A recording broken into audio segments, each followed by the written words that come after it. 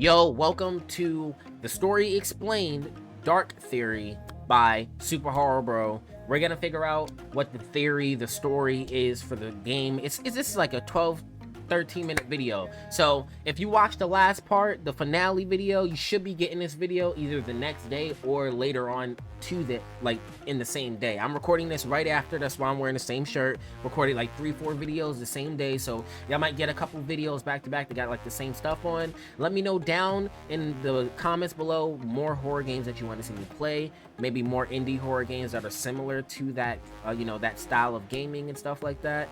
I'm messing with it. I really like Dark. I just do not I don't condone a lot of horror themed elements. I mean, I love to play these types of games, but I always say a prayer for my viewers, anybody that watches me, and for myself, of course. But without further ado, I hope we can just sit back, chill, relax, and enjoy this reaction. All right, and welcome to the chillest place on the internet.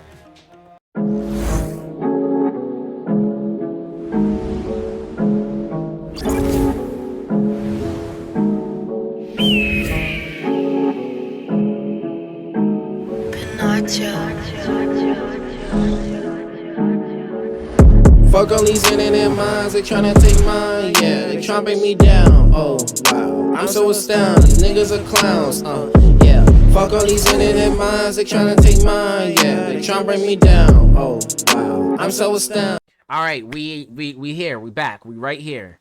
Dark, the Story Explained, Dark Theory. Let's figure this out right now.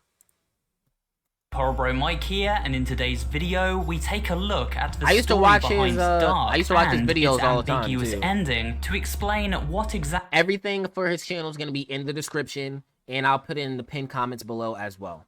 is going on in Lloyd's dream world and why. Much of the game is told through metaphors, and so in order to decipher the true meaning behind Dark, we need to establish what the game's symbolic imagery is actually trying to tell us. Only then can we truly understand the mysterious tale of a young boy named Lloyd who seems to be trapped within a lucid dream and haunted by a series of ever more nightmarish entities. First off, let us quickly look at what the standard definition of a lucid dream actually is. Wikipedia describes a lucid dream as follows. A dream during which the dream... I thought it was a dream to begin with at first as well, but it started to fade. The idea of it being a dream started to fade, even though I seen him going to sleep over and over. It was just like, what are you experiencing right now? Now, it makes a lot of sense because in lucid dreams, they say you can walk on walls, you can fly, you can do anything, right? So if this is the theory, if this is like the developers put out something to say this is what the meaning of the game was behind a lucid dream, that's fire. That's fire. That is heat. A dream in which the dreamer is aware that they are dreaming. During a lucid dream, the dreamer may gain some amount of control over the dream, characters, narrative, and environment. Some amount. Aware that they are dreaming. During a lucid dream, the dreamer may gain some amount of control over the dream characters, narrative, and environment. This description seems to perfectly fit when applied to Lloyd's journey in Dark, a dream world he for the most part can manipulate and has control over. So now let us move on. Lloyd? Can manipulate and has control in Dark. Description seems to perfectly fit when applied to Lloyd's journey in Dark, a dream world he for the most part can manipulate and has control over. So now let us move on to an overview of recurring themes and objects found within the game's 7 strange chapters. We see cogs and gears throughout Lloyd's adventures. In fact, they show up on key artwork for Dark 2. It's obvious that these gears are far more than simply ways to solve puzzles and navigate levels. They have a deeper meaning for sure, but what is that meaning? Well, this one is pretty simple, as we know the game's narrative is taking place within Lloyd's mind as he sleeps.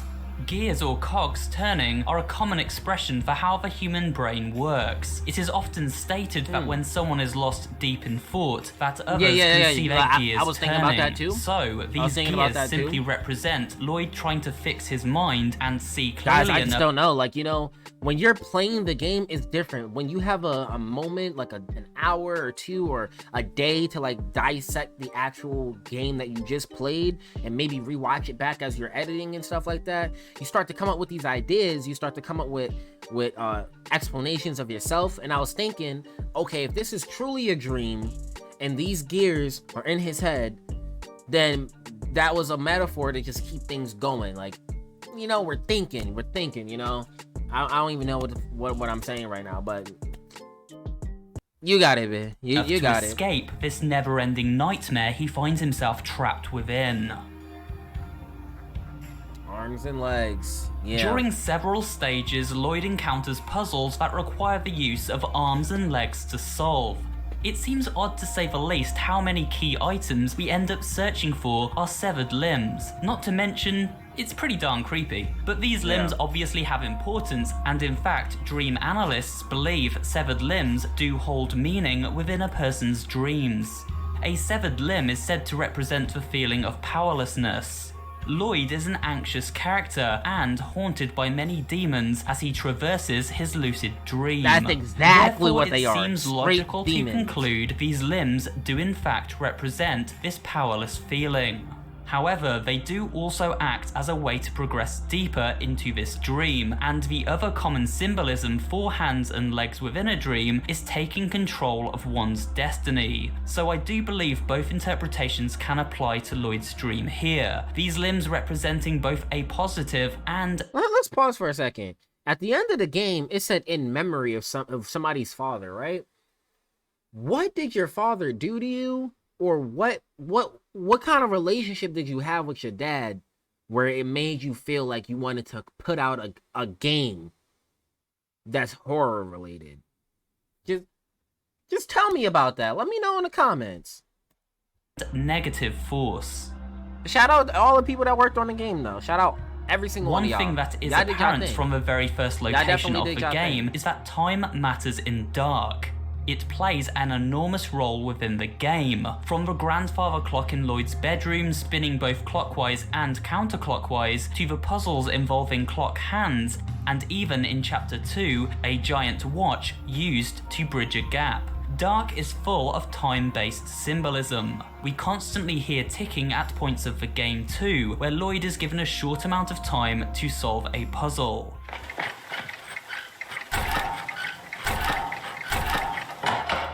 In some cases, failing to complete a task within a time limit even causes Lloyd's nightmares to catch up with him and the game to end. So why is time such a prominent motif?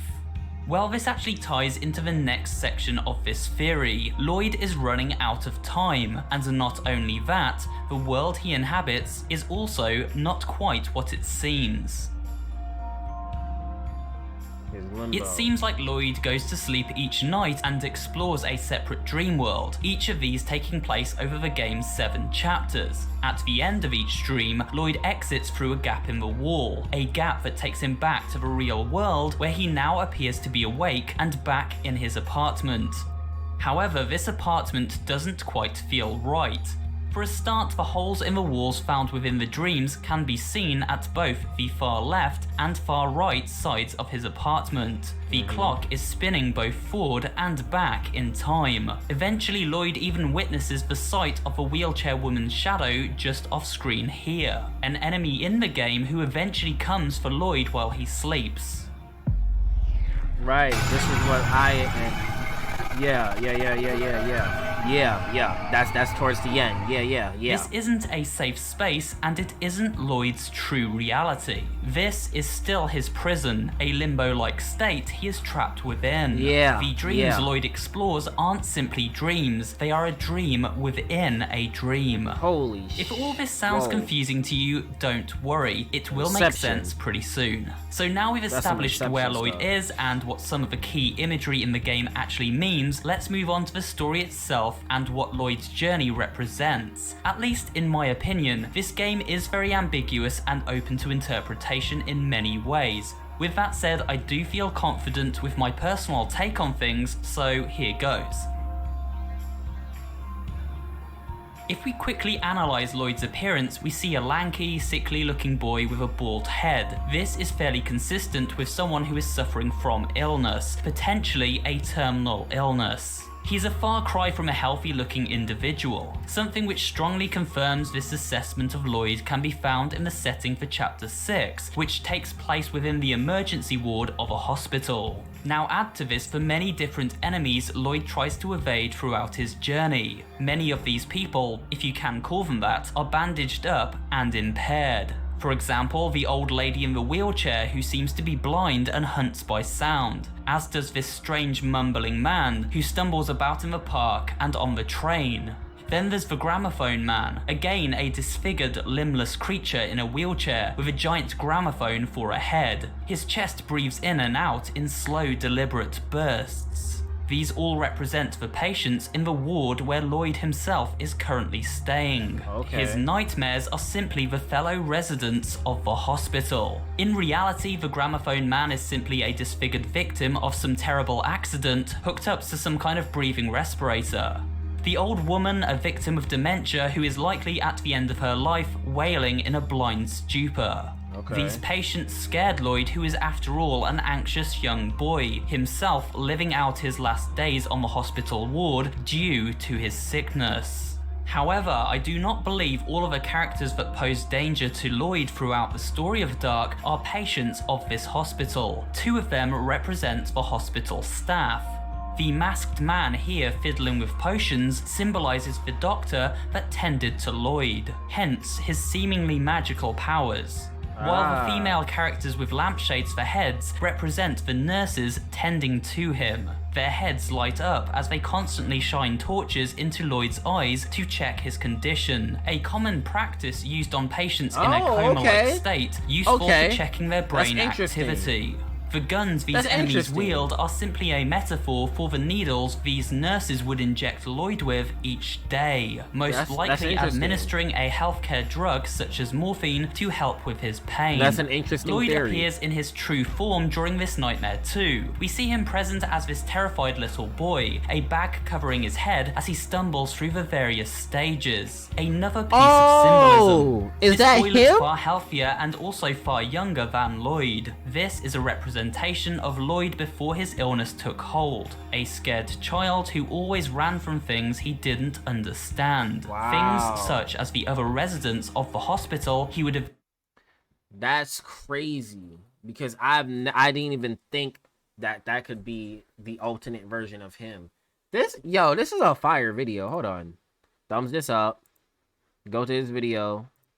Thumbs it up. Eventually end up bedridden within. This would also, Say that again? the hospital he would eventually end up bedridden within. This would also explain why masks are a recurring visual within the game. In this room, masked creatures attack Lloyd unless he himself is wearing a mask. Lloyd never felt safe around strangers due to his anxiety, and so by hiding behind a mask within these dreams, he feels he can confront his fears.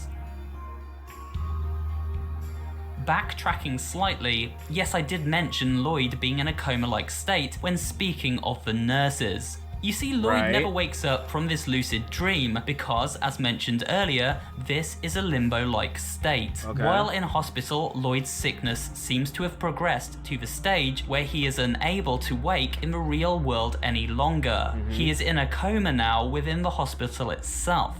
We never see the real world in the game, only the nightmarish one within Lloyd's own mind. And now it makes sense why Lloyd in this game looks far older, skinnier, and balder than this representation of his younger, healthier self. The trains we board and journey throughout the game. So he doesn't have a proper visual of how he actually looks, because what he thinks he looks like is that little boy, but this is how he's grown up. Oh, excuse me. I'm tired. I've been doing a lot of recording today. Game literally represents Lloyd's journey toward the afterlife as his body in the real world gives up. Hence why we are running out of time and the clocks make no sense throughout the game. As the screen shakes during certain points in the game, this is literally Lloyd's heart giving up and slowing down. The elevator plunging downward during the final stage and then leading into a chase sequence where all of Lloyd's nightmares come for him at once while the very foundation around him crashes down is his heart failing and his body dying in the hospital bed.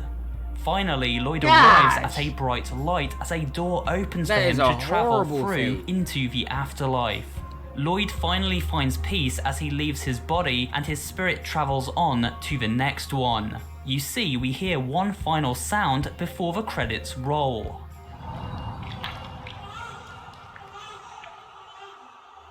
The sound is of a baby crying as it's born. Lloyd's spirit has been reincarnated within a new vessel. So while this story is a sad one, the ending is bittersweet, revealing how Lloyd has moved on to a second chance at life, hopefully as a less troubled and sickly individual. But that's just my interpretation of the story of Darq. Let me know what you think in the comments section below. And that's it for today's That was valid. That was valid. I think that was a very valid point. I think he makes a good point. I think that's what we're gonna go with. All right. I might have to check out the DLCs. I really might have to check out the DLCs if they hold any real. If they hold any real, you know, grip to the story. I'm sorry. I'm so tired. I've recorded like 3-4 videos today already with tons of energy, and I still got another video I'm gonna record for y'all. So y'all gonna see this shirt once again, and it doesn't even matter because I love putting out these videos. I told y'all I was gonna come with back-to-back consistency, and I got videos right here for y'all. I just gotta edit them. All right, give me some time. Let me know what y'all think of this theory in the comments below. Let me know what you think of the game, and thumbs up the video. Please subscribe. We're trying to get to our goal of 100 subscribers by the end of the year, and by the end of next year I want to be at like 10,000. I'm gonna make this channel blow up. I don't know what I have to do it. I'm gonna do promotions. I'm gonna do sponsorships if I can, you know, figure that out. But I just ask for your support.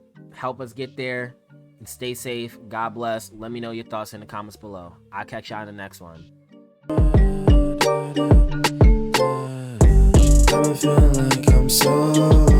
I've been feeling like I'm so. I've been feeling like I'm so. I'm